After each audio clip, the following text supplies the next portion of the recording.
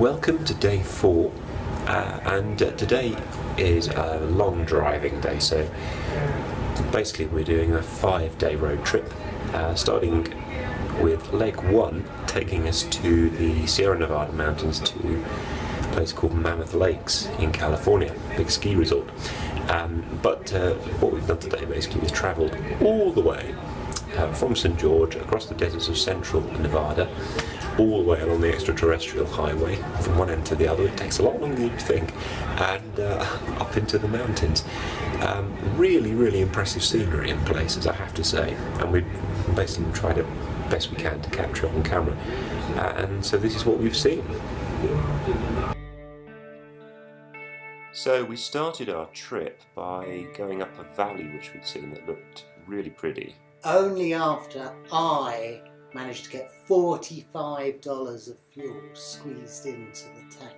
Yeah, and I was about to give up as well and go, no, lady, give me back $3. We didn't get it all in, but it wasn't necessary in the end. So, yeah, so we started our drive out of St. George, and it was all fairly sort of St. Georgey, which is nice, it's sandstone. But then, after a while, the landscape started to change as it got more kind of rural, and you started to get these sort of rock walls either side of the road, and it got narrow and twisty like that, and green, very green. Lots of trees. Trees everywhere, and a very lots of nice little twisty corners to go round. We haven't mentioned how good my edit was there, switching from front view to side view. No, that's true. We had our 2 GoPros mounted on the roof, so we've got a nice panoramic shot of everything.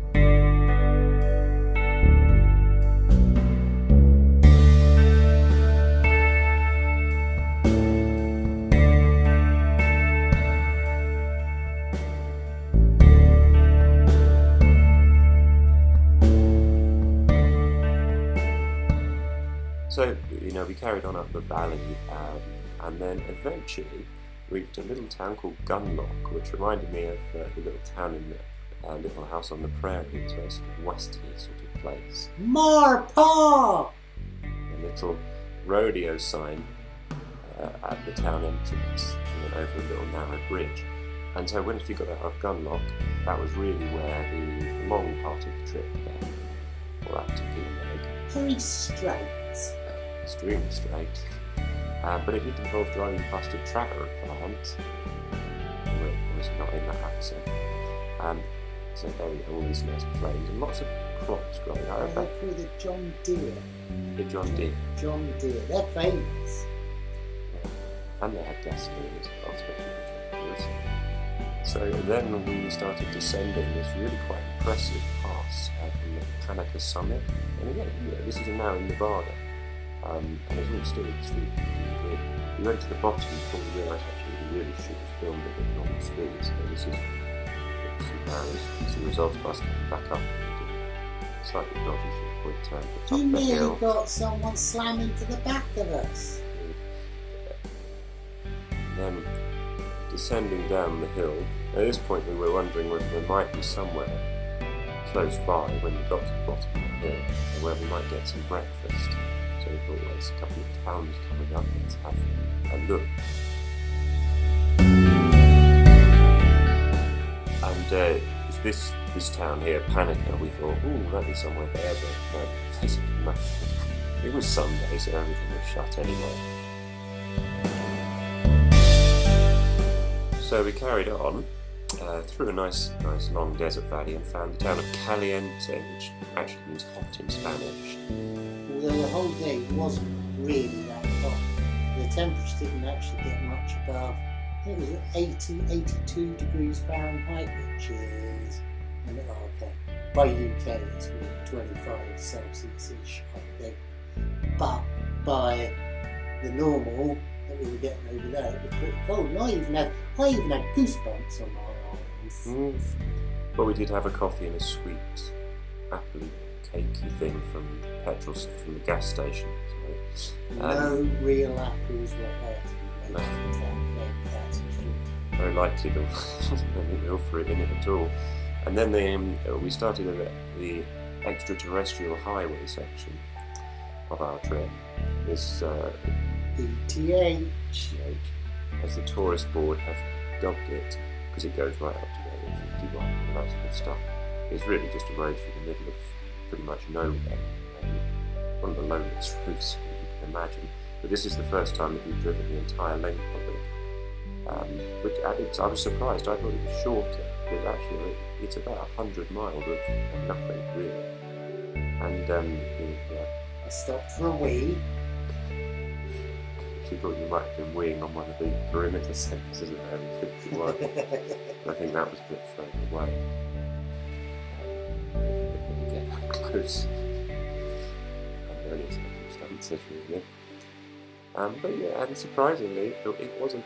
There were some quite impressive-looking storm clouds. You can see fluffy clouds in this shot, but it sort of did get darker as we got further along the road. So, the weather was definitely turning as we were getting higher up into Nevada.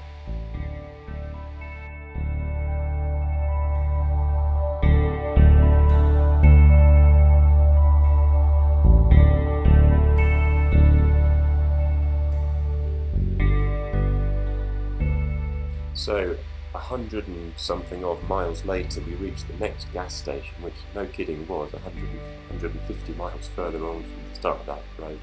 And then we started heading out into the bit where it gets much more mountainous. And again, very long, straight roads. And by this point, the skies were beginning to get considerably angrier. There's a funnel, which I was quite convinced for the longest time that we were driving past it, was going to turn itself into a tornado. This didn't appear to happen. Nice overtake. Yes. Very, very assured and confident overtake that happened to that lorry just there. Wasn't it? And so yeah, we were approaching this big wall of cloud and I thought, my goodness, we're going to drive into it. But it didn't seem to get that bad. This is indeed the Montgomery Pass. This bit is where you start to get into sort of the Sierra Nevada mountain range, and you get proper mountain gradients, and trucks start to have considerable difficulty going up here, and it becomes essentially more of a fun road at this point to drive along.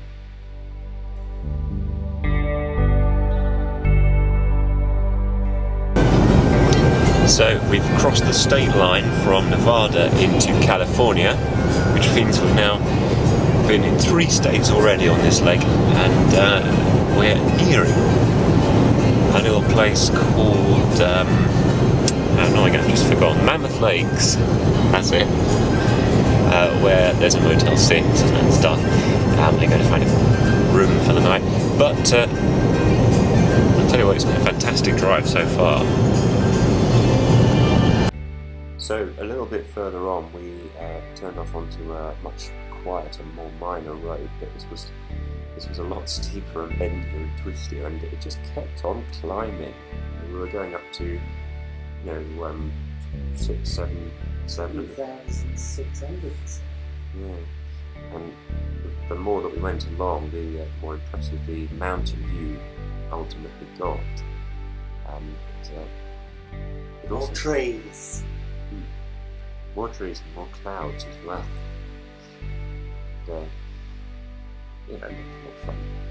More like driving around chicanes and things, double head and bend over. Is this the bit that gets under snow in the winter? Yes. So all of this, we reckon that you can see at the side of the road there are like these stakes every couple of 100 feet. And we reckon, our theory is that when it snows, obviously the road gets pretty covered.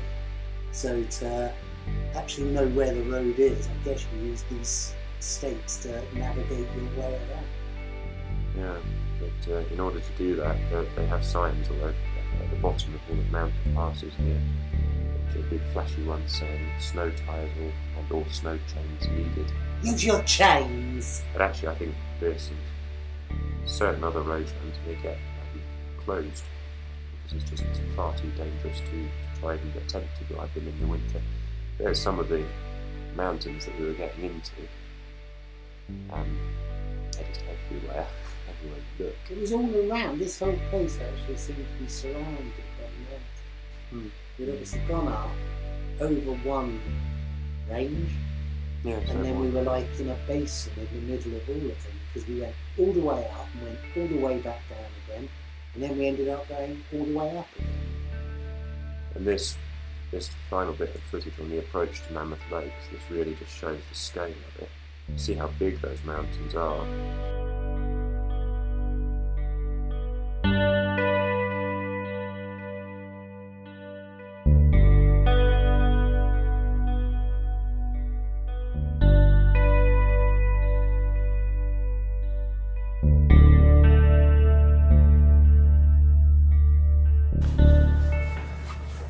Well, 400 and something odd miles after leaving St George this morning, here we are in Mammoth Lakes, California. This is our first Motel 6 of the road trip, and the room is exactly the same as the one we stayed in last year at Oceanside.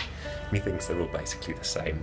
But anyway, one thing that's different about here compared with Oceanside is how much colder it is. Hardly surprising, we are about 7,000 feet up in the high Sierra. But anyway, let's get this little lot unpacked, I think. Well, I've just come up into town, basically it's about a mile walk, to get some coffee, and it's tipping down. There's a car park over there. I drove into it thinking, yay, lots of parking. Then I saw a sign that said, pay for parking. So I thought, okay, that's not so bad. Well, that, like 25 cents or $1 or something, because I'm not here to get some Starbucks. But then I see, actually, it's 24-hour parking, as in you pay for like a whole 24 hours and you have to use a credit card. So I thought, oh no, there must be a better way. Fortunately, there are some spaces this side of the road which I didn't see before, and that's where I'm sitting now. But it's actually quite nice here. I'm sure it would be if the weather was nicer. There's like a whole village of shops up there. All of it seems to be towered over by these incredible mountains that are just all around us, like thousands of feet up. It's really quite extraordinary. Anyway, I've got to get back because these coffees will get cold if I don't. Well, that's all for now, but do join us tomorrow and we're going to continue our trip with a visit to Ghost Town, rather a special one, and then kind of head over towards Frisco, San Francisco Bay Area, to continue our little adventure. So take care, see you then.